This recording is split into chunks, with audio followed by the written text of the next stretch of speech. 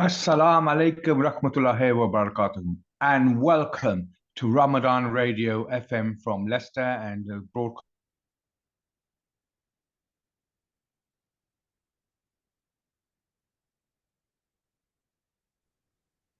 fantastic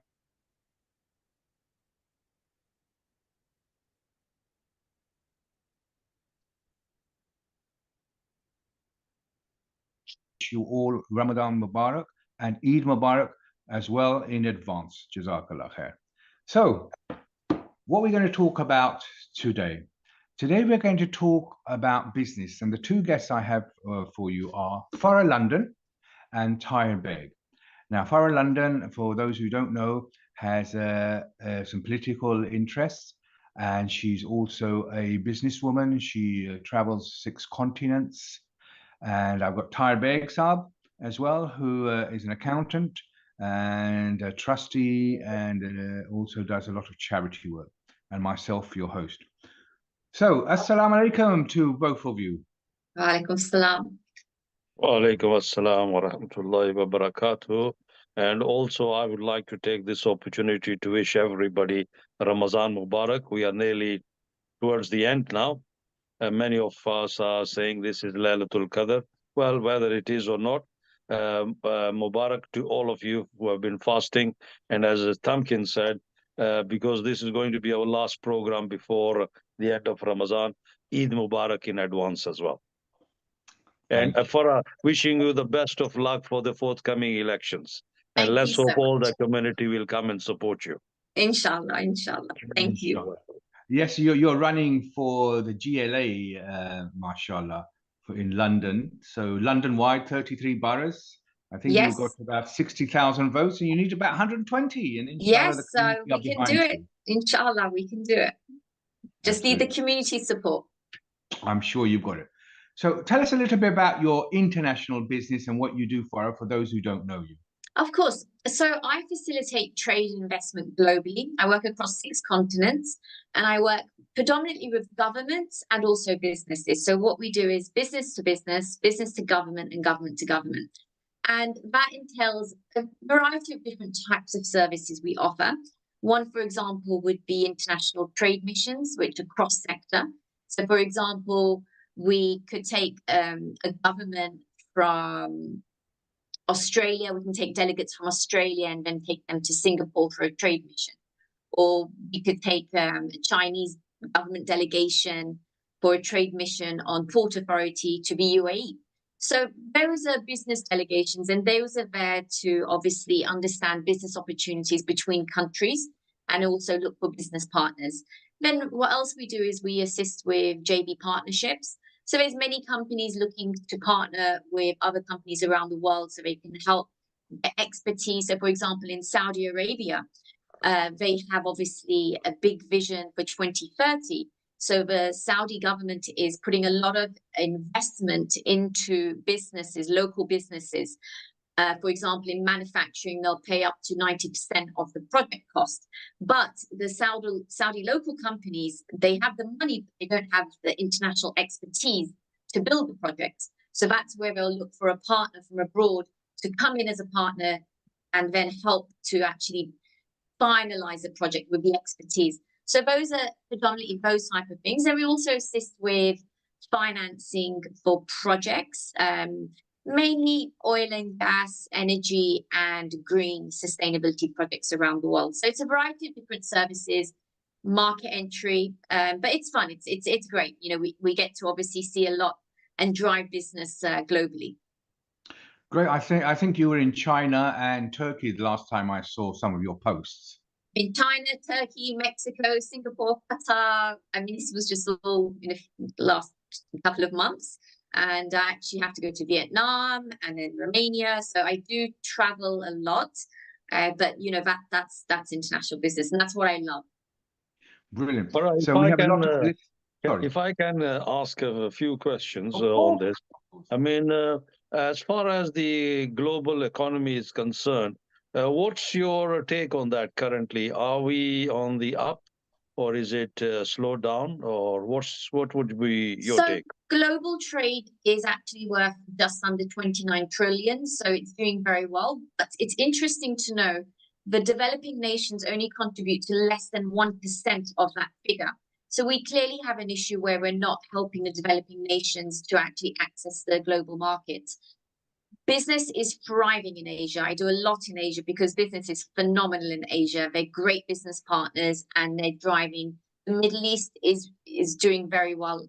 Europe and UK is okay. It's not doing as good as Asia, but that's international business. Latin America is a phenomenal market to do business as well. It's underrated. I think a lot of people should turn towards Latin America, especially if you want to do business in the US. Mexico is your great partner to get access to the whole of Latin America.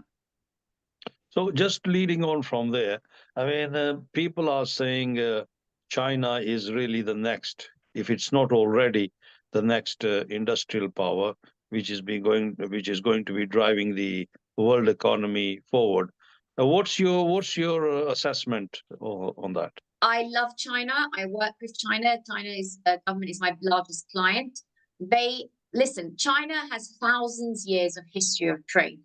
They haven't just started a few hundred years ago. We're talking about 1,000 years of history of the Silk Road. They're natural business leaders. They understand trade and investment. I fully believe China should be number one, and they deserve to be in the number one position ahead of the US. And it will happen eventually. But what I like about China is when we do trade missions with them globally, they're looking for partners. They're looking for engagement. They're looking for new partnerships. They're not trying to dominate. We have to realize we can't compete with China. And we should stop saying China's competition because they're ahead of everything. If you look at the EV industry, for example, they invested over 30 billion over the last 5 years in EV, and they dominate 80% of the EV market. So, of course, the Western world can't catch up with that because they're ahead of the game.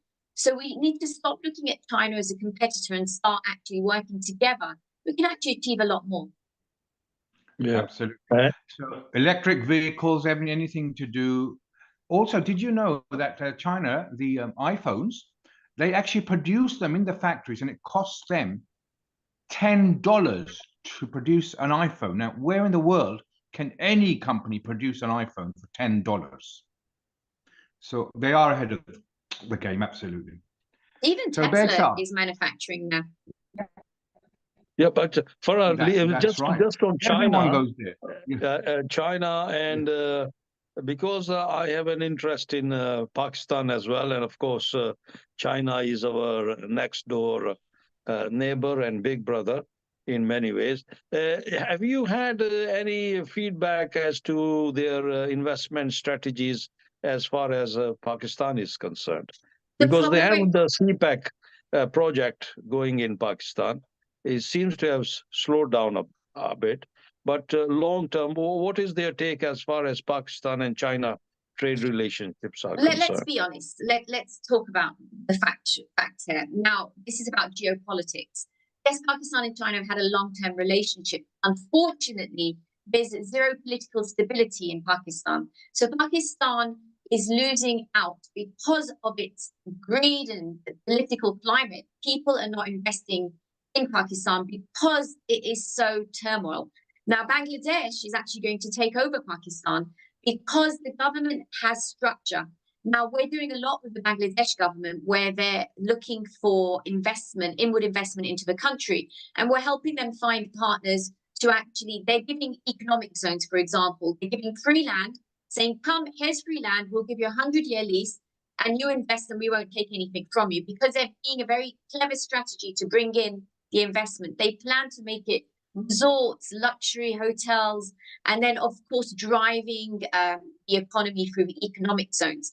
Now, Pakistan's missing out because while they're too busy with corruption and political mayhem, Bangladesh is getting billions and billions of dollars of inward investment from countries around the world. So unfortunately, you're going to see Pakistan is not going to be in a good situation. India is thriving, Bangladesh is going to be thriving, Pakistan will be left behind. Yeah, absolutely true. Yeah. Big stuff. And obviously, everything is slowed down from the Silk Road. Although there is a train now going from Pakistan to all the way to Turkey through Afghanistan and Iran. So that's good. But as you say, there are politically we are not doing so well. Begzab, just quickly changing something very quickly.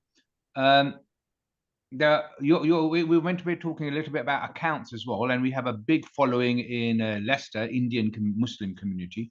So there are a lot of traders there. So what's the difference between partnership and sole traders and limited companies? And then we'll come on to Farah and say how Okay. Well, broad. I will link up this question with what Farah is doing as well. Yeah. Because when you're talking of international trade, normally you will find that these are companies that are dealing with it. It's not a sole trader. Sole trader is one of the easiest forms of starting a business, but that's on a smaller scale. If you're opening up a small shop or a small restaurant, well, yes, that's easy. You can start off quickly because the risks are very, very limited. You don't need that much of capital. You have a bit of expertise, and you decide to become effectively self-employed. That's the easier form to do. Slightly up on that is the next stage, which is the limited company. When you are dealing with international trade, when you're dealing with outsiders, when the risks are that much higher, then you want to cover yourself from those risks by incorporating. Incorporating means forming a limited company, which legally is then totally separate from you. So you could be the shareholder, you could be the major shareholder, and the director at the same time, but legally it is separate from you. So even if you die, for example, the company is still going to be there and carry on. So where what Farah was saying, where it's international trade is involved, when you're dealing with other companies as joint ventures, normally you will find that these are limited companies. They form these joint ventures, or they are the ones who are going to be investing abroad because the risks associated are that much higher. And that's the reason. So there are these are two very common. I mean, there are other forms of companies as well. If you're running, for example, a charity, not-for-profit organization, you will normally form a company limited by guarantee because you're not there to make a profit. So people say, you mentioned there are a lot of traders who are, or young people who are looking to start a business. The easiest way, if they're not going to be high-risk business, is to start off as a sole trader or even as a partnership. Partnership effectively means two or more sole traders gathering together to run a business. So it's sole trader, partnership, and limited company. Yeah. Yes, on that as well, funding, if you're doing work abroad, then how do you get the money in and money out, and how do you make a profit? Well, Farah probably is a better person to answer that. I mean, I can give you the tax take on that. Yeah, on the Profit is beauty. profit is obviously, you buy something or you manufacture something and you sell it by putting a margin on there. If your price is right, if the product is right, then yes, and the marketing is right, because these days you will be surprised that a lot of the sales are actually done globally on the internet. And that's a big market for you. People need to have that sort of skill. And of course, if you are a UK registered company, then you are liable to your worldwide profits. And the profits, UK, the tax is called corporation tax. Individuals pay income tax, and they only pay income tax after they have earned more than 12,570. 12,570 is an individual's personal allowance. They will pay tax either at 20%, 40%, or 45%. On the other hand, when you're dealing with companies, companies pay corporation tax, and corporation tax could be 19% or 20%, 25%, depending on the level of profits that are being made. Most companies, as I said, small companies would pay 19%. But when you're dealing with big companies, the oil giants, which Farah mentioned in the oil industry, those are the people who are going to make higher profits and they'll pay higher taxes as well. Yeah. Very good. So Farah, you've been going around the boroughs for your campaigns. What sort of issues are facing local businesses in the UK? It breaks my heart listening to the struggles of the business owners on the high streets, because the councils, I blame the government, the councils and City Hall, they have ruined the high street. The problems is, number one, parking. People can't park anymore. Yesterday when I was in Haringey, the problem they have there is there's parking, but the moment you park your car and get out, the ticket person will give you a ticket. Doesn't give you 5-10 minutes. You just get a ticket. And this is causing people not to come anymore. If you look at Tooting High Street, for example, that was thriving. It was a great place to go shop. And now all those shops have lost 75% of trade because they put cycle lane on both sides, which is hardly used. So there's no parking, and even there's no unloading, there's no unloading available anymore. So, for example, the meat shops, they can't get deliveries properly, and the side roads, they've now blocked access as well. So the problem that is happening is very bad, because businesses can't earn any money. Like, I spoke to some of the shops, and they've told me in 24 days they've made 5 sales. And they don't know what to do anymore, because the government's not supporting them. The council won't listen to them. So what are they doing? They're driving, they're killing the heart of the economy, which is small local businesses. We all need our high streets, but they're cutting off access, and access is very important. Obviously, other places are complaining about the rates. The rents have increased. You've had shops that have been there for 30, 40 years that have to close down now because they just can't afford it anymore. So it's dire, Tamkin. It's very dire, and it's very upsetting, because I'm not going to one borough. I'm going to all of the boroughs, and they're all echoing the same problems. So, and if I can add in, Farah, one of the concerns that a lot of my clients have expressed, people, you mentioned traveling, since these congestion charge and ULEZ charges, and of course, then there's the emission as well, some of the older cars. I am finding a lot of my sole traders, these generally tend to be sole traders, small businesses, whether it's a plumber, whether it's an electrician, they are finding it very, very difficult now, because they realize the costs have gone up. Not only has the cost of fuel gone up, added on there, if they have to go into central London, there are these congestion charge and the ULEZ charge. And all of these means that their cost of doing business is becoming higher and higher. And people, as you know, a lot of people are struggling. Inflation is quite high. So everybody is very, very mindful of what the cost inputs are. So my question to Farah is, Farah, as far as the ULEZ charge and the congestion charge are concerned, will you be able to do anything as far as the London motorists are concerned? I feel ULEZ expansion is criminal, because it's just there to make millions for the boroughs, and it's not fair in a cost of living crisis.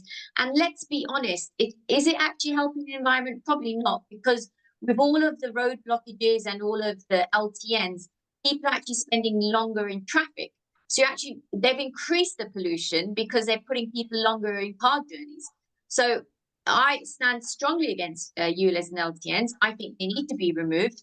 And I think we should collectively get together and do a class action suit on the government and City Hall for allowing this.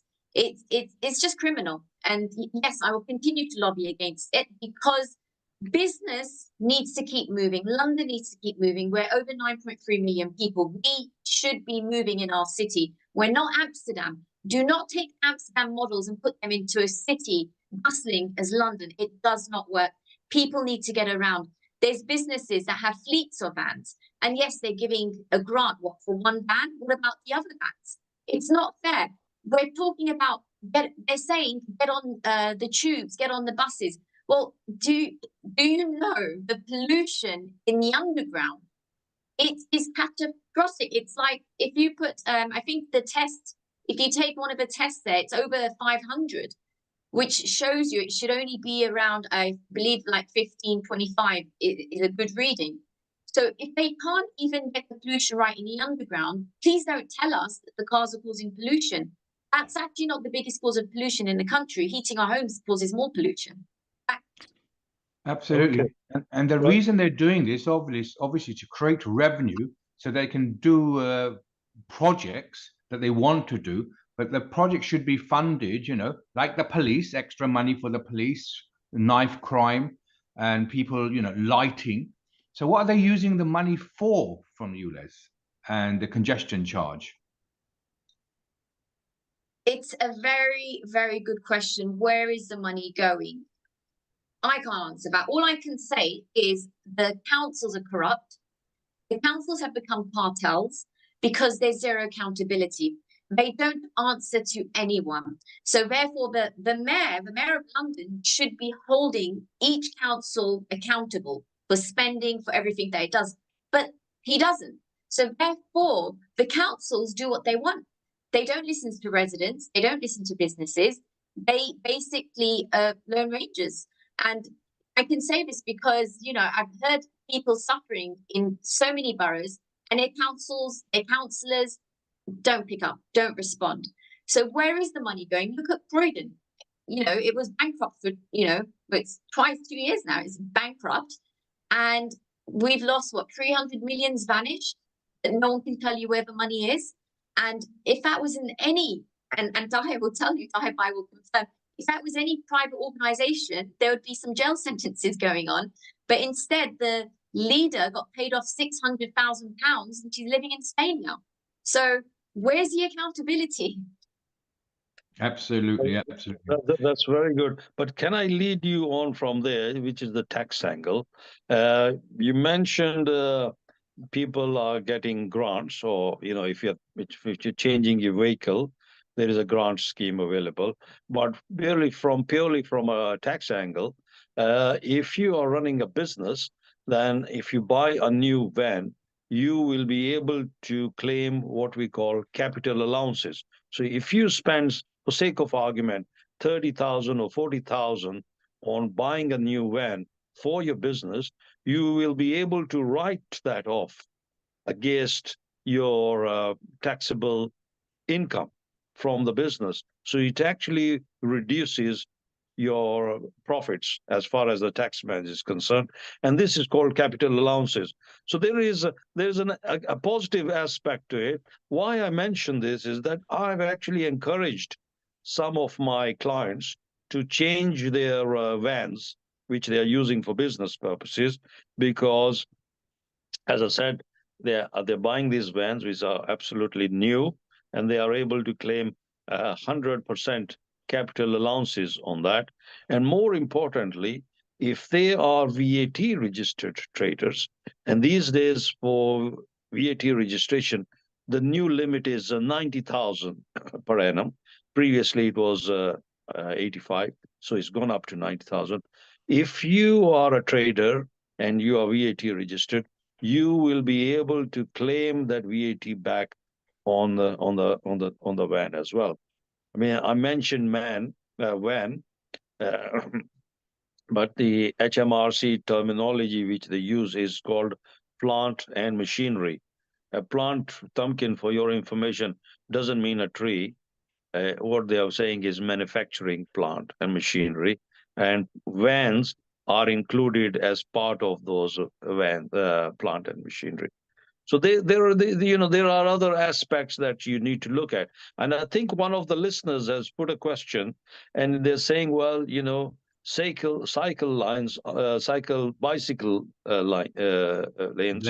are good for you because you become more healthy, and public transport encourages you to go out and do a bit more walking. But what Farah alluded to, there is also a cultural issue, I think, especially if you're looking at people of Asian origin, people from the African origin. We tend to not walk that much, and I think that's also important that we start exercising when we are here in the UK.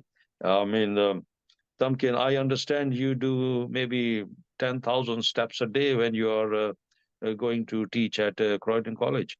Yes, when I'm on a working day, I do 10,000 plus. On a non-working day, I do 2.5 to 3,000. So, 25% I do less if I'm not working. So that's why I keep active. I just want to say something about the question the listener had. Cycle, yes, I encourage it. However, not the risk of killing businesses on a high street. Cycle lanes should have, people should cycle, absolutely, but you shouldn't cut off access so people can't park or actually have access to businesses. Cycle lanes, they should do something where certain hours of the day and then other hours of the day they're not active and cars can actually freely move. Again, people need access and need to get around. We're talking about families, we're talking about elderly, we're talking about disabled, we're talking about vulnerable in the community. So yes, I encourage exercise and cycling. I don't drive myself, I use public transport, love it all day long, but I also understand businesses need to get around, people need to get around. Yeah, that's a good point. Farah, if I can ask you one, if I can lead from there. First of all, let me give you the tax angle of this thing. Cycles. If you are running a business, or if you're a sole trader, and you're using your own motor vehicle for business purposes, you can claim up to 45 pence per mile for the first 10,000 business miles as an expense. So if, for example, in my case, I'm an accountant, I run my own practice. I have an office which is in the Crystal Palace, but then if I go from my office to go and see a client, I actually keep a log of the mileage that I'm doing. So the mileage which I do from my office to see my client and come back to the office is actually a business mileage, and I am able to claim 45 pence per mile, and that's for the first 10,000 business miles. Over 10,000 business miles, which I don't do, but when I used to do, the rate actually drops down to 25p a mile. And so that's one aspect. Yes, that's really good point. And I actually wanted to make another point. So I was in Westminster last week, in the Borough of Westminster, speaking to a trader who has a local shop in Edgware Road. Now, he upgraded his van. He'd got a new van because the parking was expensive for the old van. So he got a new van, and the parking, the EV parking, it was around £1.20, something like that. So it encouraged him to buy a new van. Now they've changed it in the borough, and now parking for that van is now £6. So where he was saving money, now he's not saving money because the borough won't give him parking as a tradesman. So he's having to pay parking, but he went and made all the effort to change his van, but now he's having to pay the same price as his old van. But just letting you know, where you save money, they find a way to catch you another way. Absolutely. So Farah, let's hope when you get back, you bring that charge down to £1.50. Yes. Inshallah. Yeah, that's good. Now, there's one of the listeners has actually asked a question that pollution on the roads causes deaths among a lot of people, among youngsters as well. And if you recall, not that long ago, yes, sorry, there was the what I was lady. going to, not so long ago, I recall that there was a case of a young person living in Lewisham, very near to one of the main roads, and the cause was actually pollution from the vehicles. And I love that they brought up, because let's talk about the facts on that. It was caused because of the LTNs. The LTNs cause more pollution because people are spending more time in their cars. and it's the LTNs are dividing. They've made gated neighborhoods and they've put all the traffic in the poorer neighborhoods. So yes, that girl unfortunately died because all the traffic was diverted to her area. So there was more congestion, pollution in the cars. So yes, the government caused this by the low traffic neighborhood schemes. And that was the court case. The LTNs caused the death because of people spending longer in their cars, causing more pollution. So, Farah, my solution to that would be, and I'm not an expert, but from what I hear and from what you are saying, a solution to that would be if most of us are encouraged to have an electrical vehicle, because that will be not Okay, that won't be polluting. I'm so sorry, Tamkin, but That's all right. It's a let me good answer the debate. question. It's a good debate. I've actually just got to talk to you about that. Yes and no. Actually, electrical vehicles are more harming to the environment. Number one, the human cost of mining cobalt. Children are mining cobalt in Africa. So that in itself is against human rights. Now, did you know they actually don't know how to safely dispose of the lithium batteries in the cars? And disposing them causes more harm to the environment right now. So in principle, electric cars are great, but guess what? They actually cause more harm to the environment, and that's factual. Well, that's The very, cost of very kind of manufacturing you, them. Farah, Manufacturing them. because Yeah. I wanted to actually highlight that to all our listeners as well, which you have kindly done. So really, in many ways, the solution is get back to the basics. And what I meant is, Horse and cart. Horse and cart. well, that's what it was. When I Yes. go back to my young days, when I was in Pakistan, living in Pakistan, we had this horse and cart, and people used to say, "Oh, well, we have got the rickshaws coming now, and we are progressing." Now you find my city, which is Lahore, is so polluted, and one of the reasons is that we've got all these rickshaws and all these cars, and we haven't got these horse and carts anymore. And I think we should reconsider our priorities and say, look, those were environmentally friendly. So let's go back to the basics and go back to the drawing board and see what wrong we have done. I fully Well, agree. the cycle lanes can be used for horse riding as well. Yeah. So Yes. so we can have two. Tamkin, good idea. Just Yep. a quick one, Yep. Tarbek up. So people who travel and are doing bad business, can they claim for their travel? You said 45 pence for the car per mile. What about people doing traveling for business? Can they claim Yeah. something back if in Yes, the allowances? not something back, everything back. If they are going, say, for sake of argument, Farah, she is going from London to Beijing, and it's a business trip. The airfares are a legitimate business expenses. Where she goes and stays in the hotel, that is a legitimate business expenses. The food she needs to buy there, that's a legitimate business expenses. So all of these are legitimate business expenses. Now, the thing is, any dresses, any clothes she has bought, those cannot be claimed as business expenses.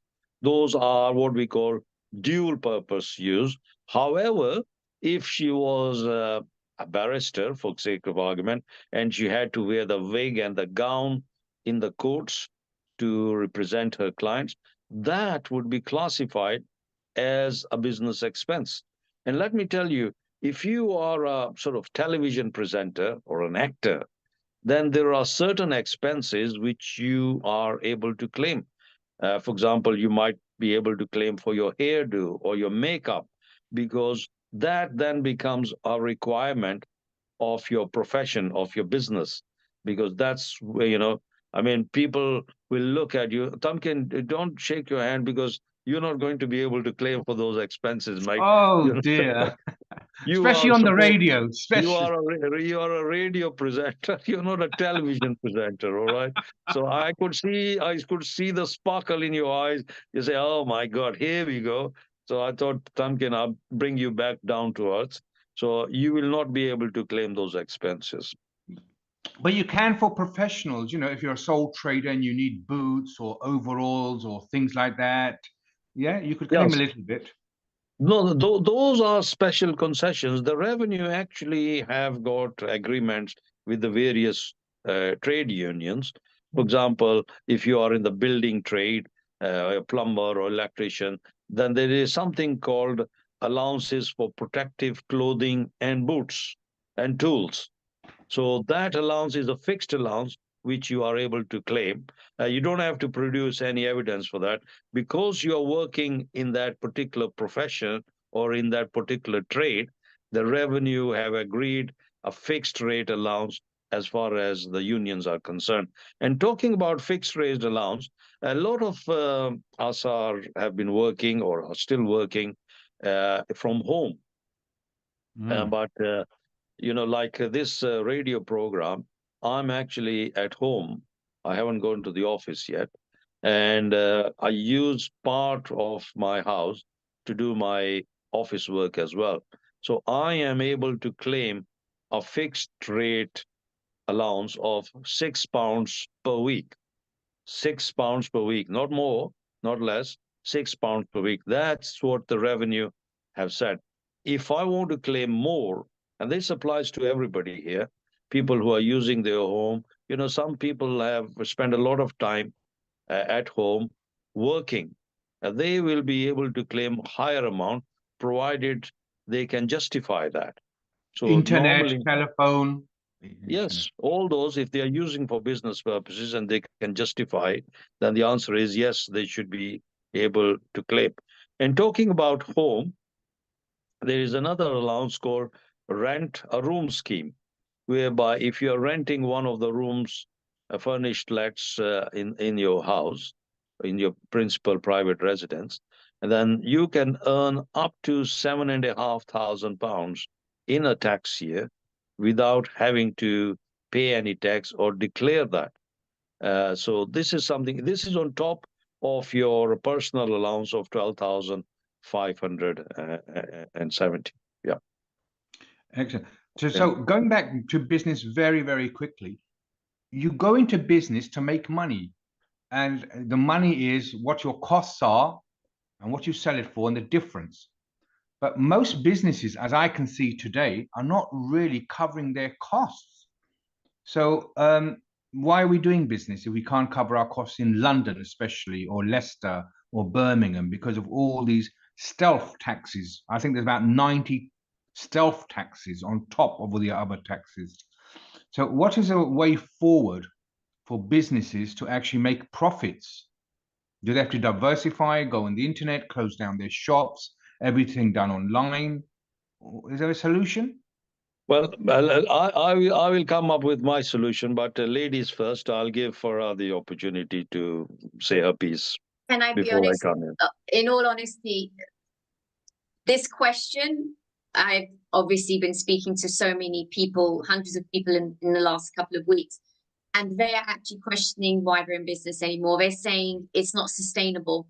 So the model the government has adopted, the reality in London is people are now actually debating, can I still be in business? Can I still afford to do business anymore? So yes, unfortunately, models will have to change. And it depends if you provide services or if you're providing products. So if you're a shop and you now can't afford the rent and rates and you're not making enough sales, yes, you might need to close down your shop and then do an online model. And then again, services, people are now, working from home. They've got rid of the offices. Even the major corporations, the big HSBCs of the world, the big insurance companies, they have got rid of their offices. Look at the one in One Canada Square, HSBC. I think they've only got 2 floors now because it's not working. So businesses are having to adapt their model, and smaller business no longer get office rent because for them paying 4,000 or 5,000 to rent an office is not sustainable anymore. So they can actually have profits by getting rid of our office, having co-working memberships instead, which can cost around £200 per employee, and that actually might make more sense. So yes, people are changing the way they work. Having that dedicated office is now changing. It's turning into a working based environment, co-working space. So people are having to make changes. But the question is, if the government does not act fast, we're going to lose a lot of businesses. A lot of businesses can go bankrupt. The shops, the high streets, they're already dead. You see so many shops are closed. So clearly something's not working. It needs to change. Absolutely. I have friends who pre-COVID had offices. Then after COVID, they're working from home, and they prefer now to work from home because they're saving £2,000-3,000 on office space. So they said, well, we might as well use our home as an office. And with the internet and the speeds and what you can do, they're just going to meetings or meeting people outside in restaurants or coffee shops or wherever, rather than their offices. And that is a way that they're saving money. But to me, that is not too professional sometimes. You know, sometimes you need an office base.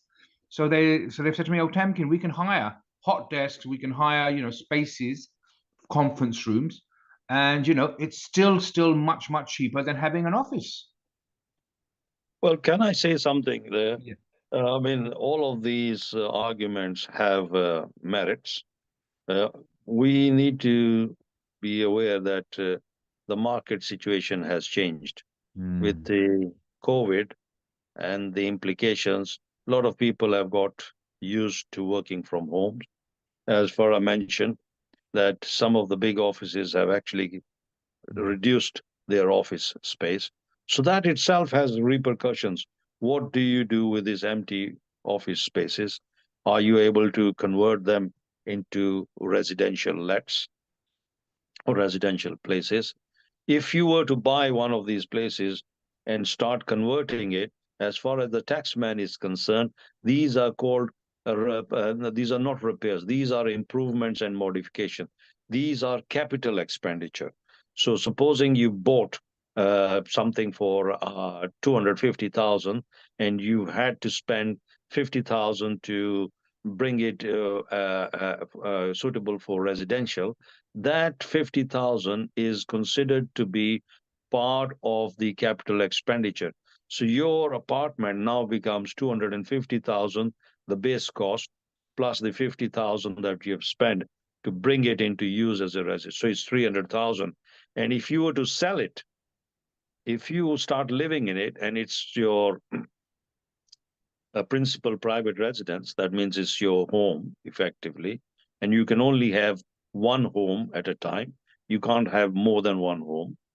And so supposing this is, you've elected that this apartment is now your main home, your home, you can live in there, and then when you sell it, there will be no capital gains taxes to pay. On the other hand, if you have bought it and you started letting it, then the rental incomes that you get, and the rental income is defined as all the gross rents that you get, plus the service charges that you are charging the customer or the client, less outgoings. Outgoings would be like insurance, like service charges, like maintenance, your accountancy fees.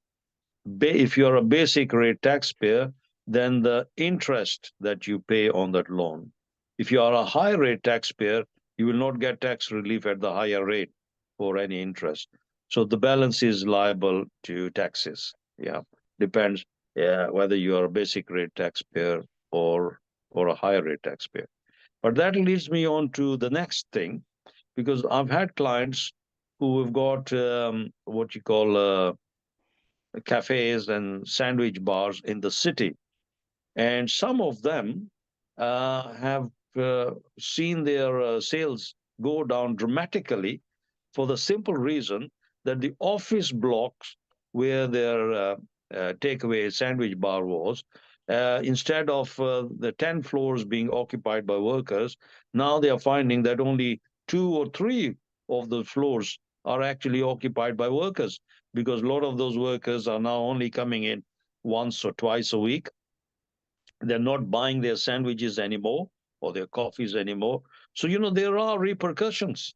And what I'm trying to say is that the marketplace has changed after COVID, and also people's habits have been changing. Some people, there are less people eating out in some places, because they cannot afford it. But to answer your question, Tamkin, if you are out traveling and you bought dinner for yourself, as long as it's sort of reasonable, the revenue would allow that as an expense. But if you're working here locally and you want to go and have a cup of tea or coffee and entertain your friends, this is classified as entertainment. And entertainment is not a tax deductible business expense. I thought I'd highlight No, that. unless you say we're having a business meeting over lunch, then Well, you no. may be able to claim. Well, there's may and may not. You cannot hoodwink HMRC. They will need evidence of all those sort of things. So one needs to be very, very careful. Yeah. Thank you. Farah, do you want to add anything on there? Because obviously you are traveling, and when you are traveling, the expenses which you incur, normally which you would be incurring, I would reckon most of those would be tax deductible. Absolutely, yeah, because it's the flights, the hotels, and I'm in and out, so I don't get time for shopping by. I literally am in and out of the country, but yes, obviously, yeah, it's all tax deductible because it's all business expense. Yes. And it doesn't matter if you're going to be traveling first class or economy class, as long as it's business travel and it's business related, then it's a tax deductible expenditure. Well, I've learned quite a lot, and obviously So have I. thank you, Tybek. That's really good. So how do we move forward? Do we encourage youngsters to do a 9 to 5, or do we encourage them to do business? What would you say? What would be well, it depends on their acclimate as well, isn't it? Whether they want to go into business, wherever they have that as well. That some people just want to go in business thinking that they're going to make lots of money, and some people just do a 9 to 5 because they don't want the headache. So the youngsters actually, it's interesting. Sorry, Tahir, but the youngsters actually, they actually have the best cost-effective way of making money because they're using TikTok and Instagram, social media, and they're making very good earnings. And YouTube, they're making 10, 20,000 a month just by using the social platforms. So they can teach us something, I think. Well, you're absolutely right, because what we need to be aware of is that with the newer generation, there are new marketing tools available. So we don't have to rely on our traditional way of doing businesses. Those have changed. So the modern technology, as you say, the internet, there's the TikTok, Instagram, and so on. A lot of the things we are not aware, but the youngsters are aware.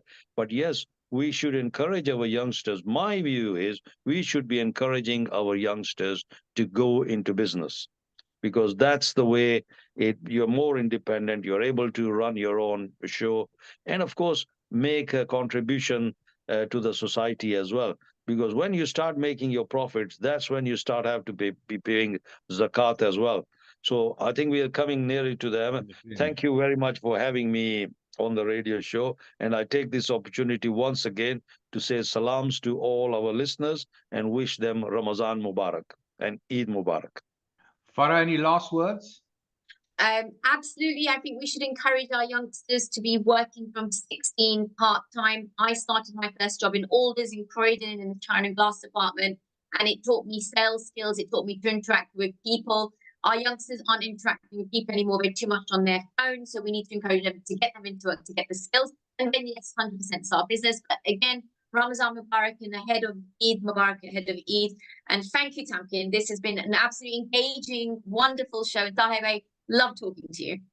Thank you. And we'll get together soon. And wish you well, Farah, for the upcoming election. Thank you. Vote for the London Assembly. Vote for Farah London on May the 2nd. Yes, it's the orange ballot paper. Orange ballot paper. I remember. Thank you, everyone, and you can't forget a name like Farah London. It's that much easier. It is the only one on there. And you're independent, which is even greater, that because of everything going on. So that's good. There's no whip or anything, so you can